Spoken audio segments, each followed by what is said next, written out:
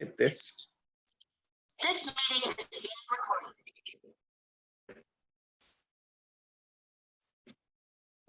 It didn't tell me where I was recording to. Let me see.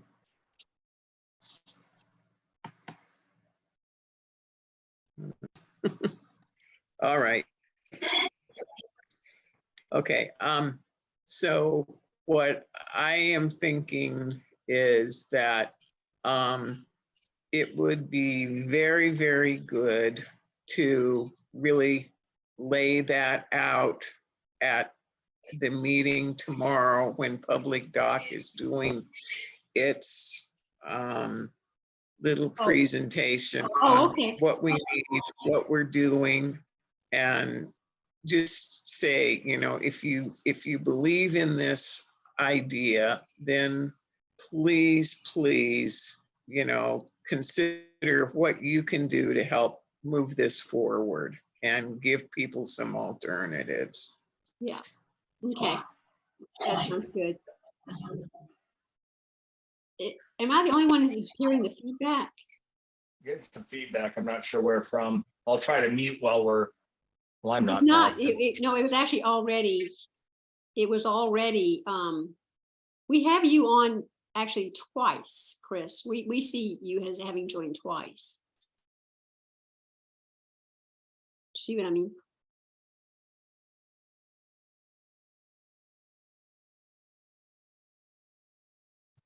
I've got my phone for talking through and being able to view me. Then my main computer has just your pictures up there. Oh, okay. Anyways, I may as well talk while I've got my mic on. So, Yeah. Lane, explain a little bit more what you mean by they were going to want to see a big group for the RCO funds. What do you mean by that? So what will happen is we'll get to the end of the feasibility study and we'll say, okay, here's all the factors we looked at. Here's a recommended site. Here's even recommendations for, you know, concept diagrams and what we would envision a dock being, right? And we'll have all the, we'll have plenty of feedback from where people say attended one meeting and expressed their opinion. They voted for concept A versus concept B.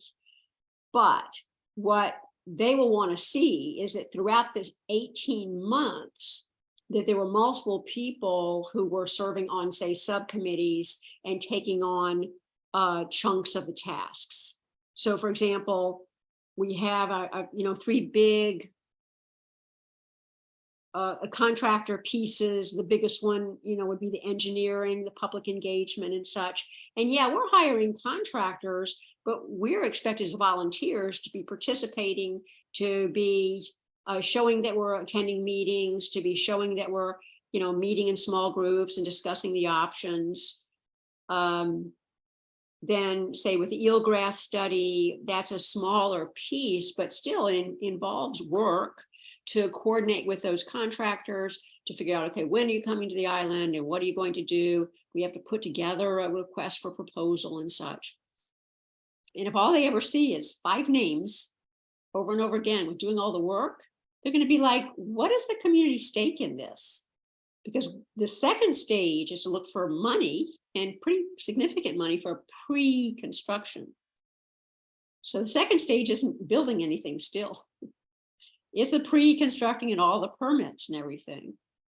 And then if you're successful first in getting a grant to pay for that, and then in successfully getting to the end of the pre-construction with a viable building plan, then it's the third stage where you'd actually be going back and looking for grants to actually build the dock. So if they only see that there's a handful of people who are actively engaged in phase 1, this feasibility study, they're going to find it very hard to believe that there's going to be enough will on the island and participation to actually take it forward to through the next 2 phases. So if you look back through, like, say, Birch Bay and their report on, well, here's how the project went and everything. And they have X number of people attended this meeting, X number of people participated in small group discussions, X number of people were on a committee to study the sites. And that's what they're looking for. did they set a metric for us to be able to measure by? I'll look it up, Chris. I just know from having spent the last, 2 years of reading what other people have done, that they have only so much money, and it goes to the community that they think is the biggest impact, and that is on some level, sort of a per capita, and we're a small island already.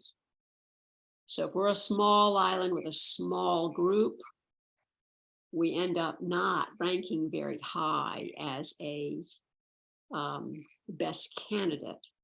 Because I don't know if you remember, but one of the criteria for this grant was likelihood of a successful project, of actual successful building the thing you want to make happen. And we got a, okay grade on that. So they're already asking themselves, can this small group of people really make this happen? So that's what I mean. But I will go back and look at Terry talked about this a lot, Chris. And she gave examples of communities to look at who had been very successful. But they had some pretty significant PR outreach and involvement. Yeah, I guess in my mind, unless I have delineated for me what it is they're looking for and what it is I can practically do, I'm like, okay, what's next? Okay, let me give you an example. So far, the 5 of us did the initial site, what we called it sort of site analysis. I mean, we talked a lot about it, and we drove around and we looked at some stuff. And amongst the 5 or 6 of us, we said, here's the, would it be realistic to, talk about doing anything maybe at Sunset Beach? Would it be really realistic to talk about doing anything on Lego Bay, right? And we went through that checklist. That checklist was super high level. Parks and Recreation has said to us very specifically, we need to know that you actually looked at every other possible site and came back with Parks and Rec is either the only viable or the best candidate, and B, explain why the others are not. So we have a lot of other things we need to do. The 5 of us don't also have time to stop now and go and do that site analysis. We need other people to do that, to help us do that. And it's not a huge group of people. I'm thinking 3 or 4 people, but we have right now, what we as a group right here should really be doing is beginning to work on the procurement. We need to find out contractors. So with only 5 people, there's no way we can do all of that, even just right now, even just in this initial phase. The second thing is parking. We need to analyze the parking. Again, Public Works was very clear with us.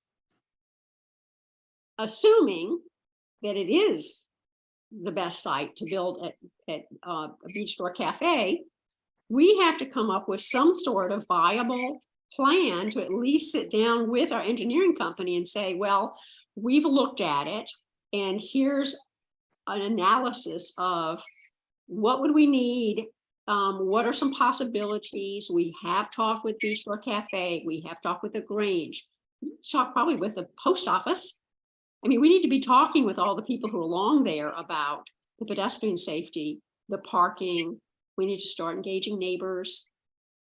All of these are the sort of the pre-steps to us sitting down with the engineers and saying, okay, these are the ideas we came up with. These are the priorities. These are the factors that we took into account. We live here, we know something about it, but we need to go, have some sort of spelled out plan or spelled out, and at least what we can do as islanders to take into that. We can't just say to them, hey, make magic happen, figure parking out. Does that make sense? It does. It does. And that's delineating clearly what we need to get accomplished. So, yeah. So from the last emails that I saw from you, you contacted someone in regards to the eelgrass study. Is that correct? So we've contacted, so the three contractors who provided the quotes that we used for the grant, we went back to the three of them and said, thank you for giving us proposals. We have gotten the money now. And our next step is we have to figure out legally, we can't just go back to those three and say, hey, you're it. We have to go through a state approved process to make sure that we are providing an open,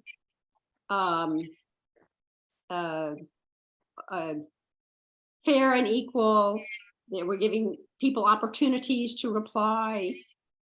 So there's a procurement process we need to follow. So all we've done so far is let those three know that we are, going to be able to move forward to the feasibility study. But the suggestion is we have at least a minimum of really 3 bids to compare. And then and have some criteria that then we select and say, okay, 14 months from now, as we're into the middle of the study, that we can say, yes, we went about the procedures, we did not discriminate, we made it an open, it was a public, has to be a fully public engagement, and we need to advertise. So fortunately, I have found a great write-up from the Department of Archaeology and Historic Preservation about how we choose the company for the cultural resources, the one that comes and actually makes sure that there's no, they need to go down and make sure there never was any settlement, any indigenous people never settled there at where the dock is. We don't have any reason to think they did, but they need to actually do that survey, do that assessment. So the Department of Archaeology and Historic Preservation has a whole website about here's how they have a list of approved people. So we've got a subset, but we need to choose 3 of them and send out letters and have something on the website that says, this is an open bid period. Here's what we're looking for. Here's our criteria. And right now, none of us have ever done this before. So we're having to figure out, get some sort of draft together and try to get some help then from Parks and Recreation, some from the folks we have already talked to, because they will have experience with this, but try to find some sort of like boilerplate of Bennett from Parks and Recreation said, make sure you put deadlines in there of, how long these things should take. Well, I don't know how long these things should take. So we need guidance from somebody about, okay, well, because all they gave us was just, here's how much money it would cost. So I can help work on the procurement part, but as far as say to me, you would be an ideal candidate to say, find some other people who are boaters, who are familiar with the island, to go through and actually spell out what the sites are, and get together and say, well, what are the factors that you would compare if you want to rate them, say on a scale of 1 to 5. Here's this, why do we think, the first thing is, why do we think that Parks and Recreation is a good place to put the dock? What are the criteria we used? And we have documentation on that on the site from when we early on were talking about all this, don't we? That's a starting point with what we've done so far, or is that null and void? We have, if you think about the factors, and I think that's the thing, is you have to kind of break it down into one factor is Parks and Recreation owns it. So no one would have to buy it. So not having to buy the property would be quite a high rated factor. But in addition to that, reasonably sheltered. What do you mean by reasonably sheltered? So we need to have some sort of measures, and no, we don't have it right now, Chris. Again, it was like talking amongst ourselves.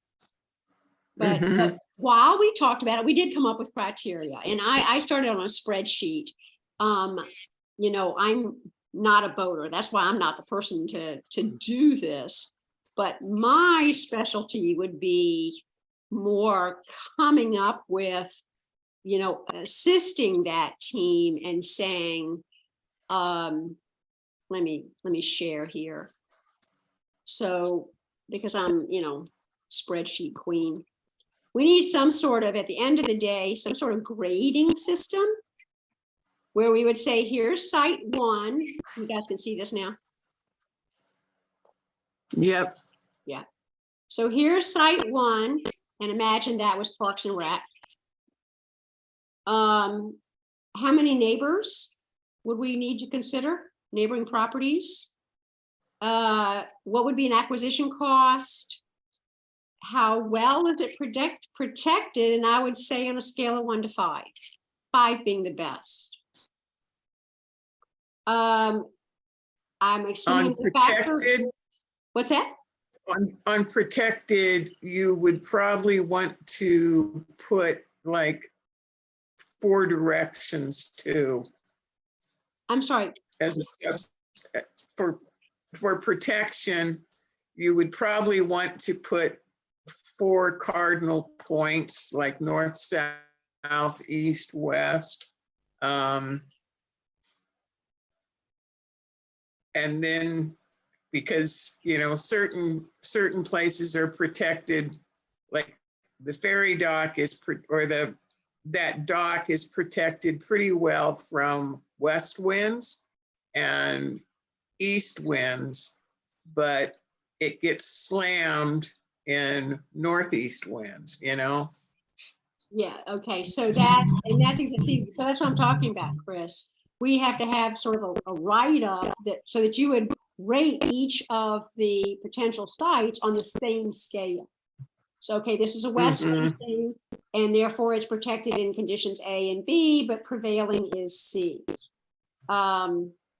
Right, so you want to spell out conditions under which protection is good and not so good. Mm-hmm. You'd want to talk about, you know, is it in a natural, I think it was a natural cove, but I'm not sure that's the way you're really supposed to describe it. Like I say, I'm an amateur boater, so I only know terms. I don't know how you would really go about evaluating this. But it's, you know, I know that if you were looking at Lego Bay, I fully understand why that's not ideal, but we still need to explain, you know, again, on the same criteria. So you'd have some sort of description of when we say protect, when we say is it situated on a scale of 1 to 5, why would we give it a 5 versus, and nobody on the island is going to get a 5, right? But why would we give it maybe only a 1? Distance from Gooseberry, distance from Bellingham, then parking, pedestrian safety. So, What would Lane, it- if I'm understanding right, I mean, I love the list here, but ultimately we set the parameters of like the protected.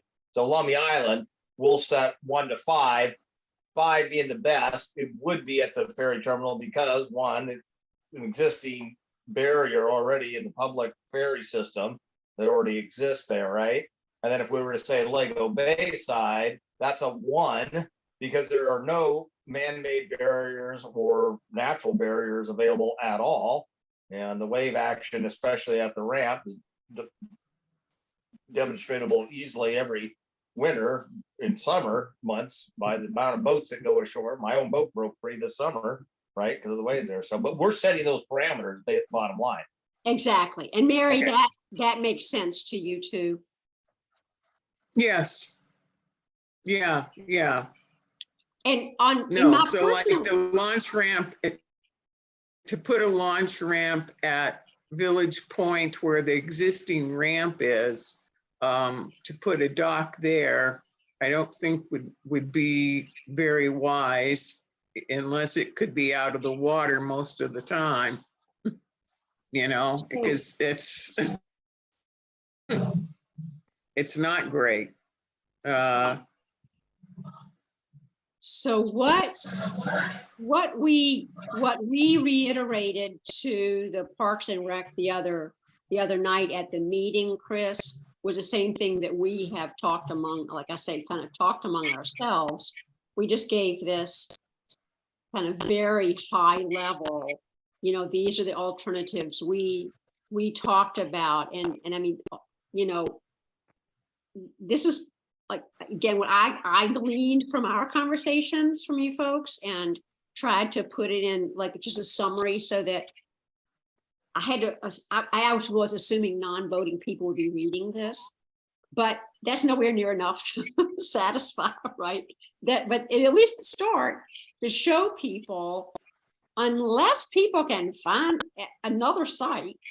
Granger Beach came up several times during the Saturday market the other day, including two people who own parts of Granger Beach, which I thought was interesting. One was apparently kind of open, another one's not at all.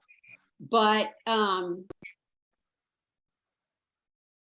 where even if you had, again, maybe a great location, but you have multiple ownership, you have significant barriers to any acquisition, you'd have a significant barrier to the price. I've never figured out where people thought you would park for Granger Beach, right? But each one has to be evaluated with some time and effort, so that Parks and Recreation reads it and says, okay, you just didn't choose Parks and Recreation and never do any consideration of the other sides. Now, once we had this, what I think of as maybe sort of an amateur view, then we could go to our contractors, our engineering contractors, and say, okay, this was our first pass because we do live here and know this island. Now what we need from you is some sort of engineering feasibility that also rates this on, could you even build something here? And so we'll probably have factors we didn't think of and that they would be able to weigh in on. But we don't want to, if you look in the what we've asked them to do, we did not include do an analysis of all the possible sites.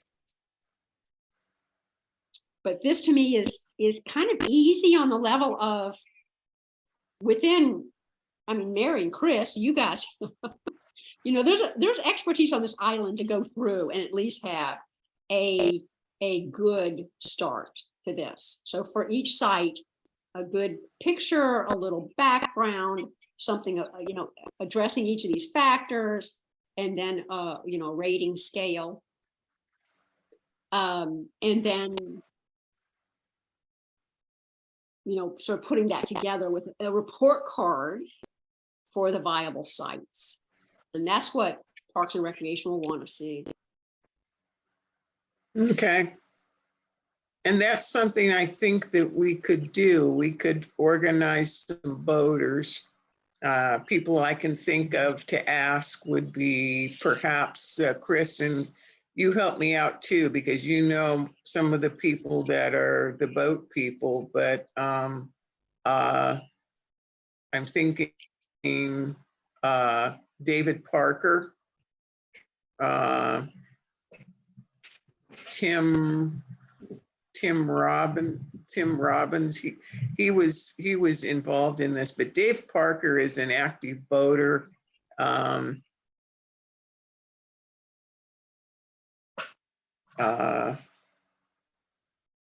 I think it's, and Tim Robinson, I can't remember what his name was. Tim Robeson, wasn't it? He has a owns boat named Peregrine? Robinson. Yeah, He has Peregrine. yeah, Larry and Joni Roteman, Roteman. right. And I talked, see, when I talked at Elderberries, I talked a little bit to Joni about it, just saying that one of the things we were trying to do as a group is make sure, I said, we're not looking for people to dedicate, you know, 18 months to this. What we're looking for people is to dedicate a short-term specific project that has a beginning and ending and a pretty clear remit. The remit is 5 years from now, We don't want to have a bunch of islanders come back and say, well, why didn't you look at X? I mean, all three of us have heard this over and over, haven't we? Oh, yeah, yeah, It yeah, comes yeah. up, and I mean, it comes up, and we need a solid work group report that says, yes, we also live here, and yes, we also considered this, and yes, here are reasons that it was not ideal. And on the scale, it came up as a B, but I shouldn't say B. Out of the 5 options, maybe this was number 2, but its rating was like a 40%. So yeah, it was the next best, but its rating was so poor that it didn't make it a genuinely viable alternative. And so, yeah, that's what I'm talking about. Chris, can you think of any other people that would be good that you could think of? Oh, yeah, Ernie Dingledine. Who is that? Okay. Ernie Dingledine? Dingledine. Ernie It is? Pearson, Dingledine? something like that. Something like Ernie Dingledine, okay.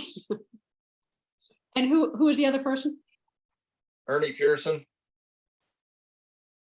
Also Ernie? Ed Scott. We have all these Ernies on the, Pearson. K, Pearson, Pier, Pearson. P-E-A-R, something like Pearson? Mm-hmm. Ed Scott. Ed Scott.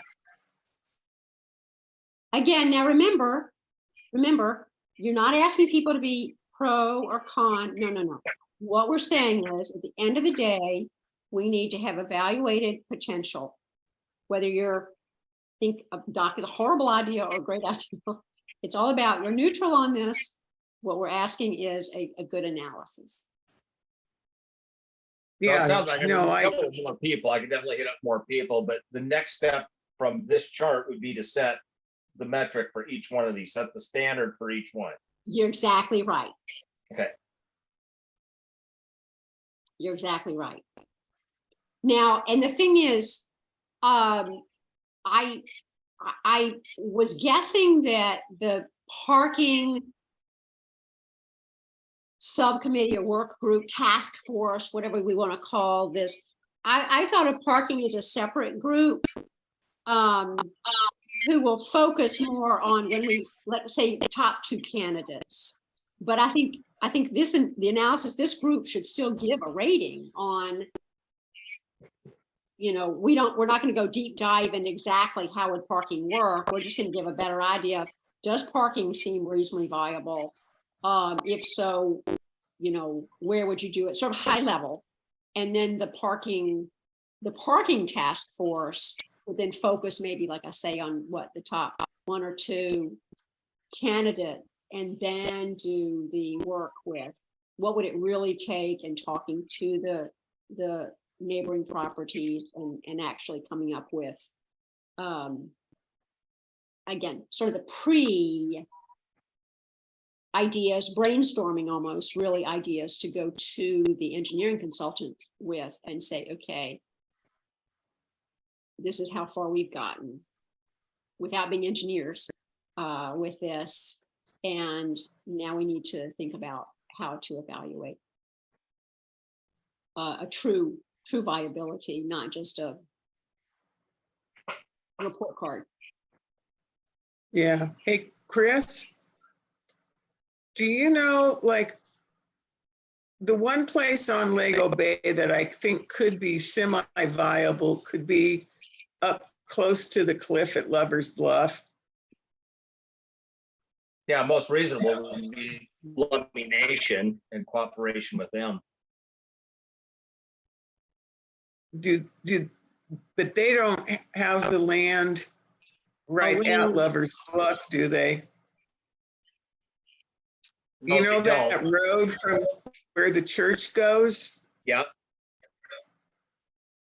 And does Dickinson own that? They own a sliver between, I drawn a blank on their names. I believe his name is Tim, if I remember right, but Dodson. Tim Dodson. Oh, yeah, I met him at Elderberries, Hodgson. Yeah, Hodson, maybe it's Hodson. Yeah. Hodgson, yeah. I believe so, yeah. his Yeah, mailbox so they're was- the owners there, that really nice property, Lover's Bluff, and that road and that side. The Dickinson's own, Lemmy Island Land Company owns a sliver in there. And then it goes to a couple of private lots, and then the major chunk of land there where there used to be a dock would be Lummi Nation. Right. And they And still, there's still pilings existing yeah, from that dock structure. Okay, And that would definitely be something we'd want to coordinate with Jim Thomas, I believe. exactly. because out of protection and stuff like that, that's really the only place on Lego Bay that's the only thing that would really hit that bad would be a strong, I guess, northwesterly. But still, that would still be a little protected from Village Point down there. I don't know. Yeah, right time of year, it's bad, but that's anywhere on island. There's no real great protection by any means. Yeah, Well, there's just no really Naughty Bay, good that's the best, protection and even then, anywhere. Yeah, Yeah, It like I gets say- pretty bad in a northeaster. We're not going to get I can't believe we'd find any place that is A5.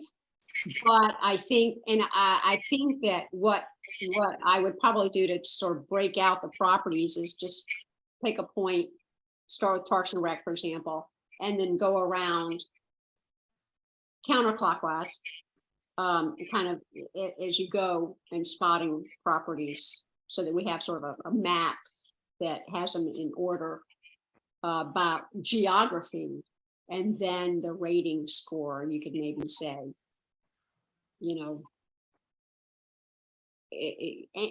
give each of them at least some rating score. And if it's just down into that's only a 1 or something, then come back and maybe choose your top 2 or 3 candidates to do more in depth on. Again, it's sort of a magic number. 3 seems to be sort of a magic number for people like to have at least 3 things looked at and think, okay, well, that's good.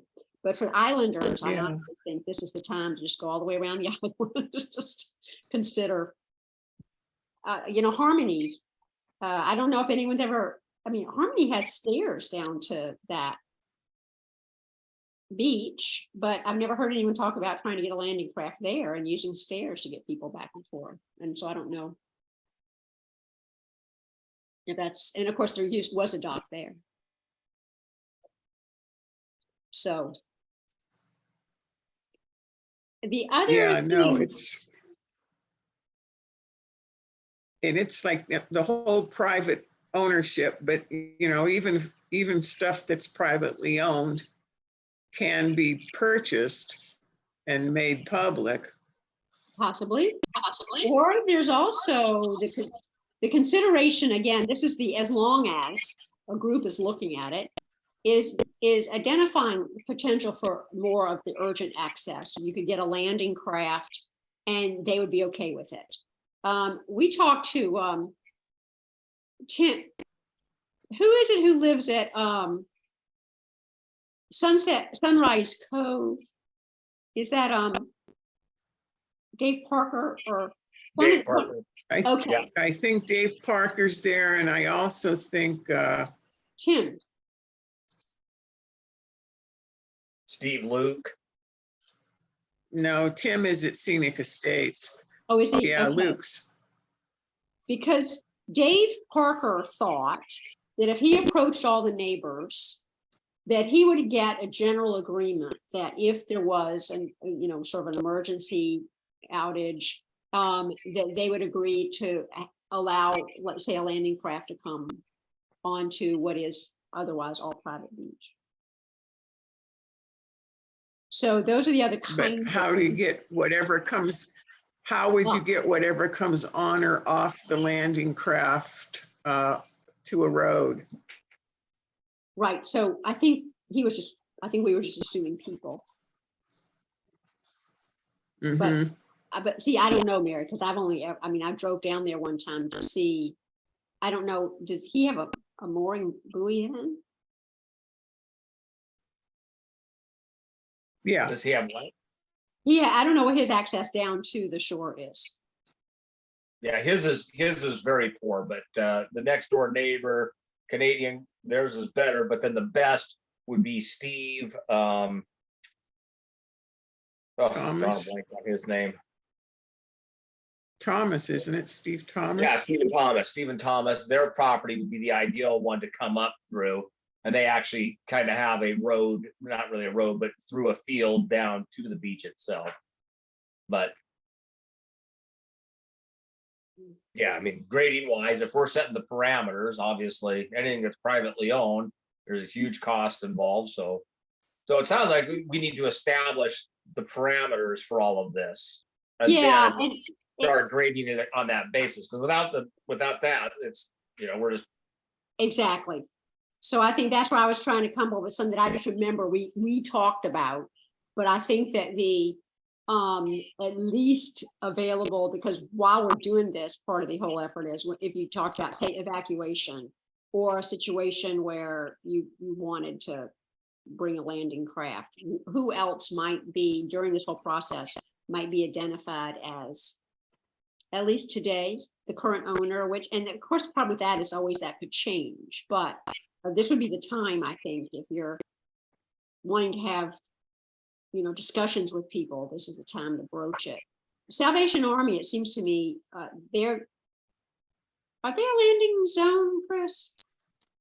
No, well, on the opposite side of the street, they used to be. They are no longer part of our LZ. Okay. But if we want to kind of let folks know what the other potential sites for, and I mean, part of this is, it's also in the potential long-term outage of the ferry. This is also sort of looking at while we're doing an analysis of what might work, then that's something else to consider as, no, this wouldn't be a permanent dock, but at least is a candidate for urgent or emergency access. And I mean, maybe people would say, no, not in urgent, but for emergency access, then yeah.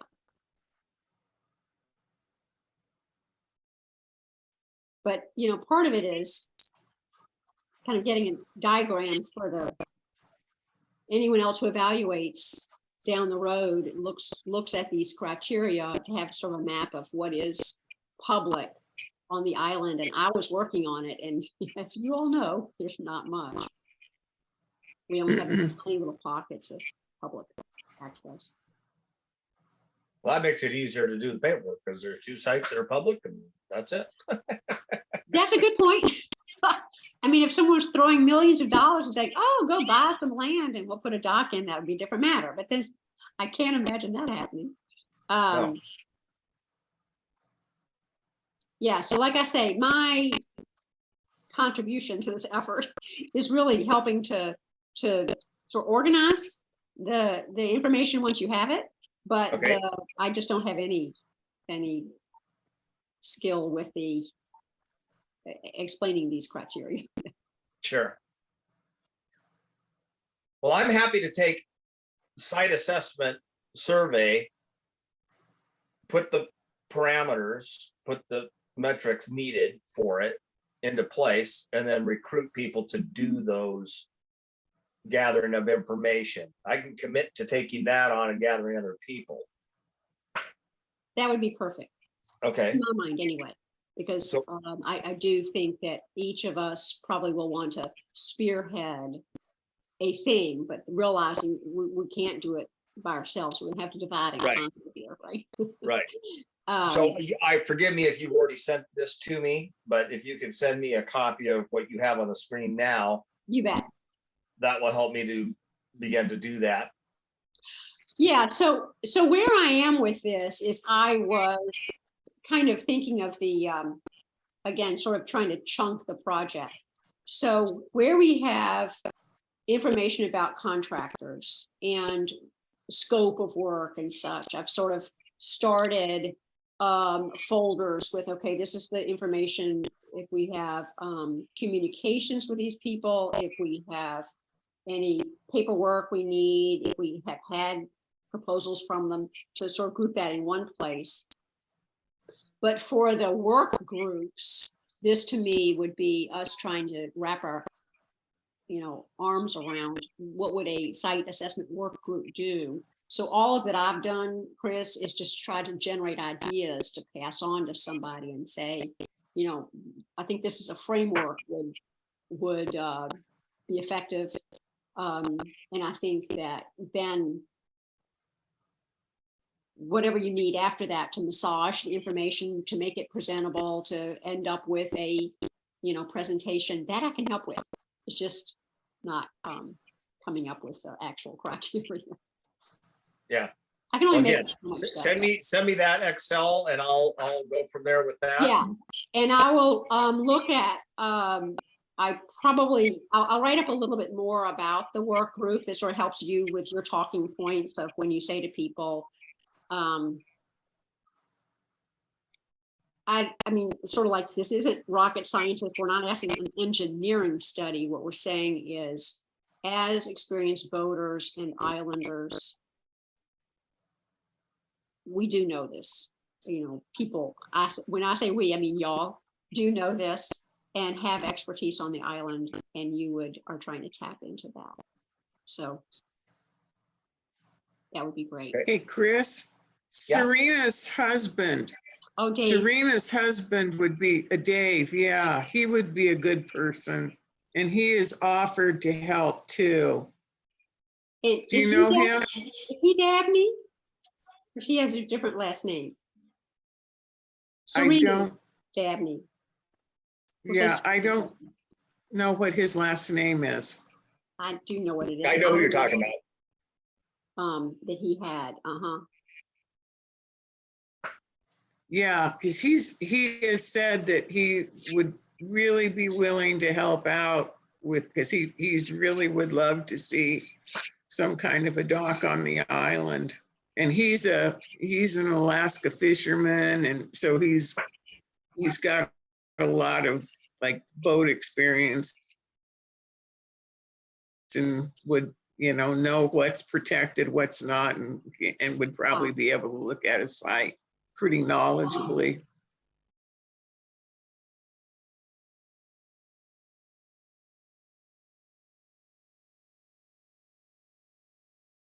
that'd be great. Yeah, you're right. That would be good. And I think I've had this, I hope it's not just a delusion. I've had the thought that when we can spell out to people what we need from them, we will be able to recruit volunteers. I think right now it's just a little too fuzzy for them. They don't Yeah. sign up if it seems like a never ending. Yeah, no, and if you have a task, it would be like a task group. Yeah. And, this is what we need to do. We need to come up with an agreed upon criteria. Visit all of the sites or explore all the sites, brainstorm for all the sites. Yep.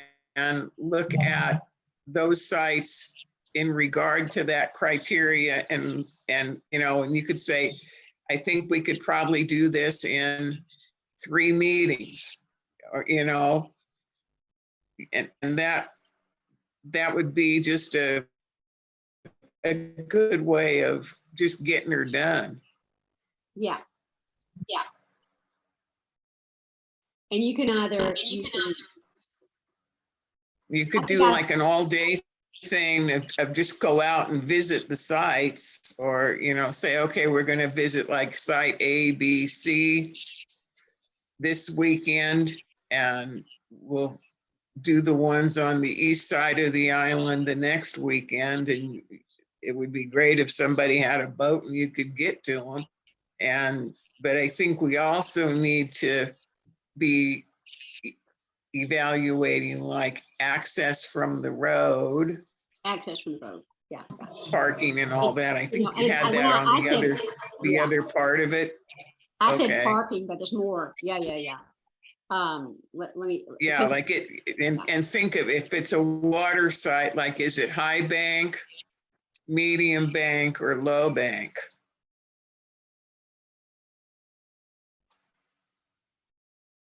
Because that's going to influence your design. Because if you have something that's a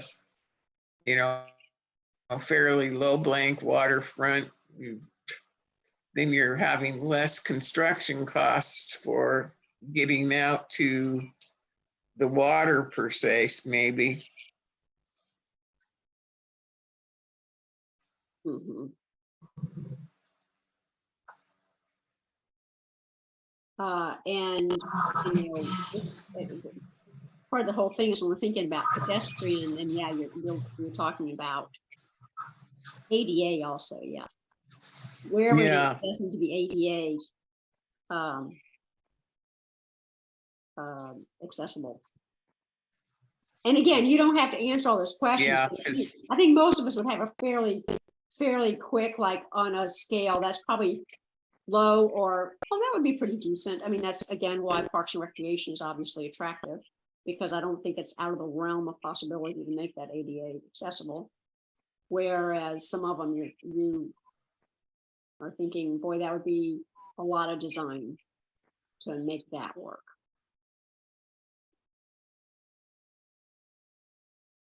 Okay, so what else besides this needs to be achieved?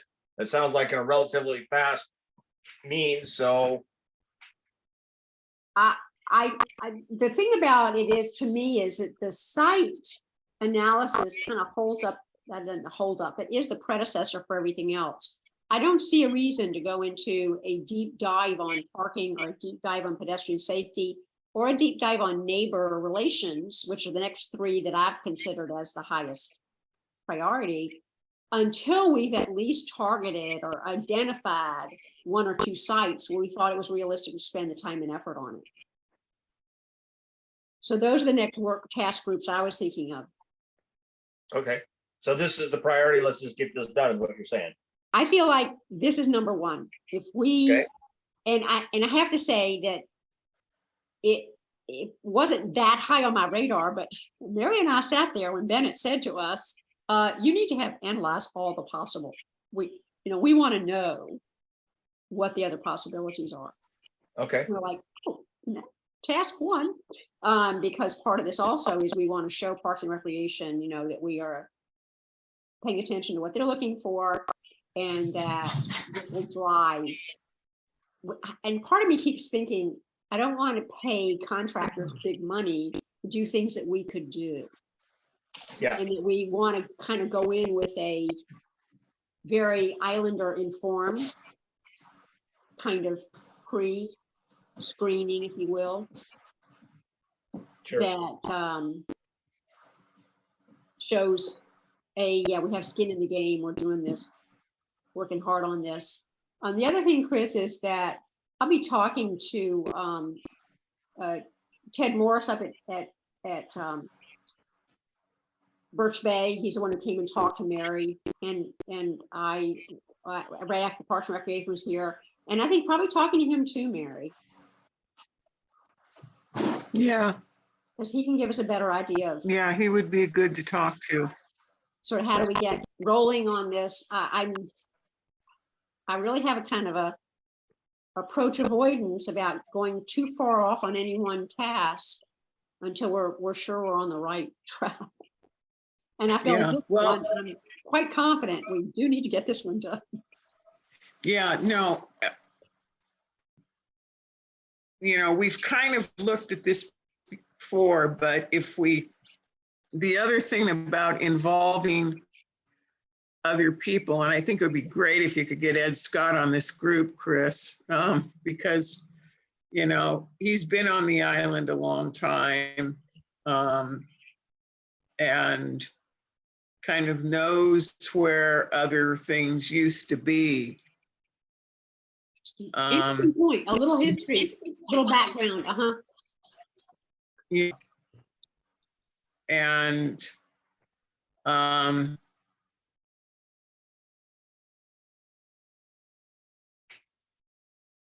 And I don't know. Chris, do you have a good working relationship or any relationship with Jimmy D? Oh, yeah. Because would he be a good person to put on there? Yeah, I had already thought about him. Okay, I think he, yeah. I don't know about Dave, but either one of them, I don't know. Dave would not be available for anything like this, but Jim is. Jim's now the president of Lummi Island Land Company, so. Okay. Yeah, And we got others like Mel Colstead, Colstead. Emma. Now there's so many others. I can think about. Which Kolstad, is it Kolstad? Because I Mel. talked to them Yeah, the other Mel. day. Hey, put a T Mel at and the end. Louise. Oh, I don't have my sheet here. Some folks, Kolstad. Mel. His first name is Mel and his wife Louise. Yeah, it's upstairs. I think it was them. Jim Thomas was great to have at the Saturday market with me, because he asked everybody as soon as they walked up, and he knew almost everybody. Like, oh, what size is your boat? You're a boater. You care about this. You should get involved. He was great. He was a great recruiter.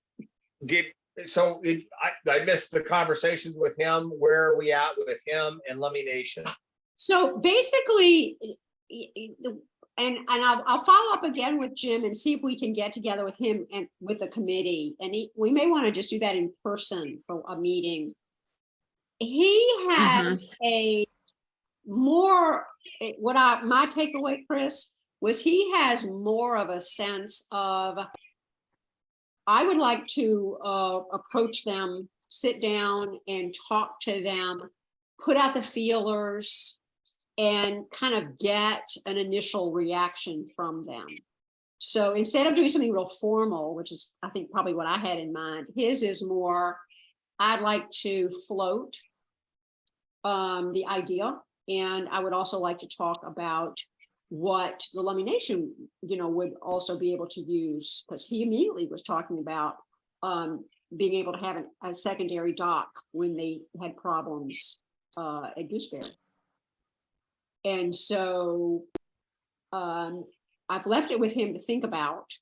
But I thought that if we got together as a committee and talk with him, then we're just, share what, all the work that we've done and any work we're in the middle of doing, so that he can kind of keep that. But he seemed to feel like it was better to not go sort of over formal, I think, in the beginning, but just to float the idea and see what people thought about it. And he would be feeling like it was a good idea. He seems to like that. So, Well, and I think it would be important that we get him going on that, or try to get an idea. I think we could get him going on that At this point. at the same time. Yeah. Yeah. I think that would be the other thing, the other part that we could start now. both going in parallel. Yeah. So I'll get in touch with him the next day or two. Suggest that we meet and tell him that we're starting the site analysis. We're working with the public outreach, and what we have been concerned all along, that did not want the nation to hear from other people that, hey, they're over there building a dock, we got a grant, We want to make sure we get some foundation laid that's got a more accurate scenario. I'm going to feed my dog. I'm still at the meeting. Okay. Right. Well, I think honestly, Chris, I'm kind of at the, I can hold a fair number of the juggling balls in my head, but I like to have like a thing that's like, okay, tonight we've accomplished this. I love that.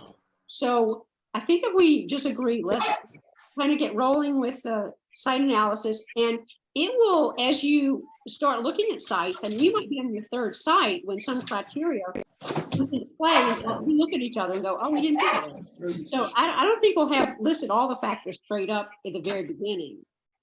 We make a pass or two before we realize, oh, okay, here's the, you know, we'll also make. So, but if we give people an idea, you know, sort of,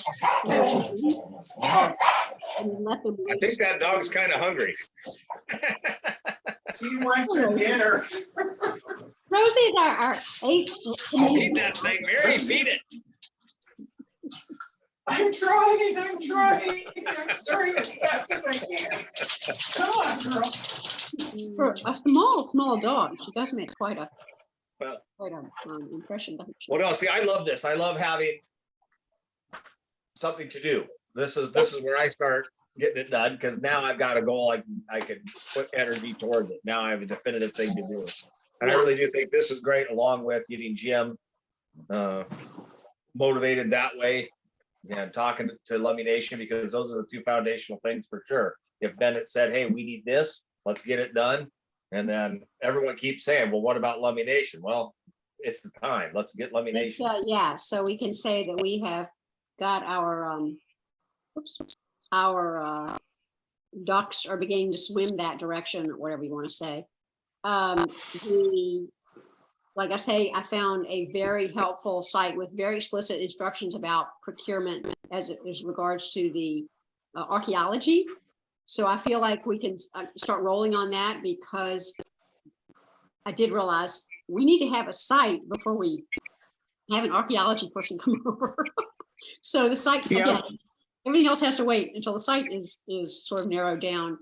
But I will call the website for the archaeology folks said, just reach out to some of these people. Here's a list, get some in your area, just call them and talk to them, and no.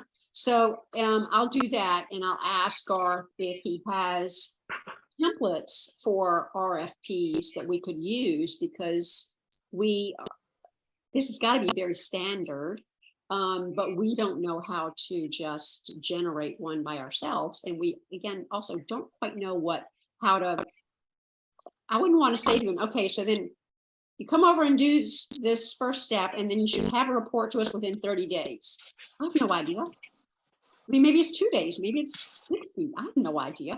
So this is what we need help from people.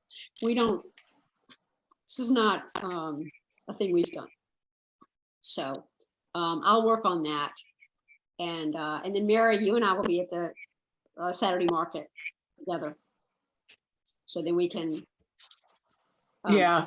I will contact you. I'm going to try to contact Roger, who is the guy that just came to the island 2 months ago. Oh, you were Who's saying. done grant writing and grant administration. I spoke with him on Saturday, and he is still very interested, and he says he has managed grants before. So that might be a good resource. That would be great, because we need, I mean, it's kind of like, I don't want to say pencil pusher, but we need somebody who knows how to make sure, again, that we're on track for these things. My little view of the world tends to be more chunk, and I don't necessarily have that. Yeah. Timeline. And I also will talk to my sister-in-law about maybe doing a Zoom meeting with us. Yeah. And I started working on a timeline regarding the procurement and the RFPs. Yes. So but communicating with the islanders, the community. One thing, by the way, and Dave Parker's want to mention this when we were at the Saturday market. We said, make sure you don't just focus when you talk about public outreach. It needs to be to all potential users. So that's boaters everywhere, kayakers, fishing, crabbing. Just make sure you don't just say island, that you make sure that it's community. Yeah. So as we communicate with the community, I wanted to give some sort of timelines like this. And I was also thinking about for a a town meeting in August conveying this kind of information that shows. And you're right, Chris, it's sort of like a call to action. Right now, we need a committee to work on X. In October, we'll need a committee to work on Y. We need to recruit those people, in September in order to be available in October, and then they will be working on this project for, say, 2 months, that kind of thing. So we have some more explicit asks from recruiting the community. Perfect. All right, what else for tonight? Do we just want to go with what we've got and start moving? I think so. You think, Mary? Yep. This was good. Yeah, I think we've talked about a lot of stuff. And I think it's time to pull the plug and get something going. Yeah. Chris, I would be glad to help you out with stuff on that, but it sounds like you've got a lot of good people, but if it's in like developing the criteria or something, I could help with that if you Okay. want me to, but if you feel I'll like you definitely have need me. Check out, I'm gonna go ahead and do a draft, and then I'll send you my draft and we'll go from there. Yeah, I think that would be a good thing, because I don't know, I don't know everything about water, but I'm a pretty experienced water person around here, so. Yeah. Well, and I just remember that we will also be presenting, in essence, the sort of the credentials of the people working on this project. And we have a lot of street credibility amongst you folks. So we want to make sure we keep notes on, years of experience, licensures, et cetera, because that does show that it wasn't just like, you don't want Lane to be doing this project.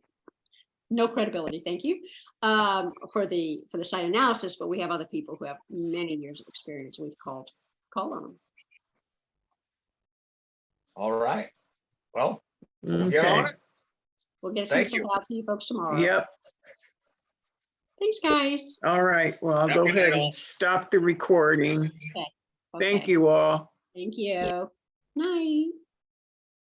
Night.